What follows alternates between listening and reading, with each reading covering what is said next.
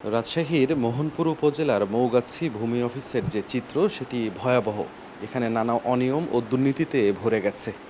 এখানে এসে আমরা একজনার দেখা পেলাম যিনি এই অফিসের কোনো কর্মকর্তা বা কর্মচারী নন, তবে এখানে এভাবেই কিন্তু চেয়ার টেবিল পেতে তিনি ডাটা এন্ট্রির কাজ করছেন। রাজশাহীর মোহনপুর উপজেলার মৌগাছি ইউনিয়ন ভূমি অফিস।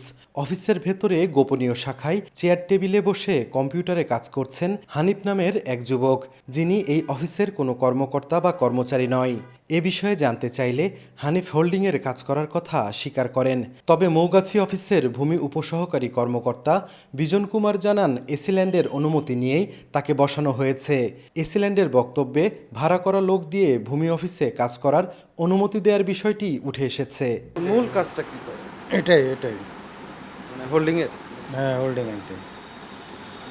কত টাকা করে দেয় আপনাকে? না, কোনো আমাদের বললাম তো, আমাদের কোনো নির্দিষ্ট ইয়ে নাই।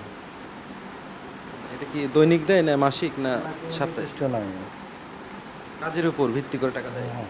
এই গোপন শাখায় হচ্ছে আপনি বাইরের একজন মানুষকে দিয়ে কাজ করাচ্ছেন, এটা আপনার কাছে কি মনে হচ্ছে? এটা আসলে ঠিক আছে? ঠিক নাই, কিন্তু তারপরে করাতে হচ্ছে যে অফিস তো টোটালি অফ হয়ে যাবে, মানে একদমই মানুষ সেবাই পাবে না। সাময়িকভাবে ওনার কাজে সহযোগিতার জন্য, টাইপিং বা এগুলোর কাজের জন্য উনি হয়তো একজনের সহযোগিতা নিচ্ছেন। এদিকে তানোর ভূমি অফিসে গ্রাহকদের কাছ থেকে নেয়া ঘুষের টাকা কর্মকর্তা ও অফিস সহকারী মিলে জমা করছেন একটি কৌটার ভেতর। তবে অনিয়মের অভিযোগ অস্বীকার করেন ভূমি কর্মকর্তারা। ও বসবে কেন? আমি তো বললাম যে ওনাকে ডেকে, আমার যখন কোনো প্রবলেম হয়, আমার টেকনিক্যাল কোনো প্রবলেম হলে তখন ওনাকে ডেকে নিয়ে এসে, উনি জাস্ট টেকনিশিয়ান। রাজশাহীর বেশিরভাগ উপজেলায় জমির খাজনা খারিজ কিংবা নামজারি করতে আসা গ্রাহকদের ভোগান্তির শেষ নেই। ভূমি অফিসগুলোর ভেতরে ও বাইরে সক্রিয় দালাল চক্র। অভিযোগ রয়েছে, সরকার নির্ধারিত ফিরছে, অতিরিক্ত টাকা দিলে কাজ হয় দ্রুত, আর টাকা না দিলে ঘুরানো হয় মাসের পর মাস। টাকা না দিলে সার্ভার সমস্যা সহ নানা কারণ দেখিয়েও গ্রাহকদের ভোগান্তিতে ফেলা হয়। ভূমি অফিসে বাস্তবে টাকা ছাড়া তো কাজই হয় না এবং দালাল মারফত যেতে হয়। ঘর বরাদ্দ দেব বলে যে দিয়েছে, সেটা অনুযায়ী আমরা এখনো ঘর বরাদ্দর কিছু পাইনি। ভোগান্তি তো বটেই, কারণ আমি তো ছুটি নিয়ে আসছি।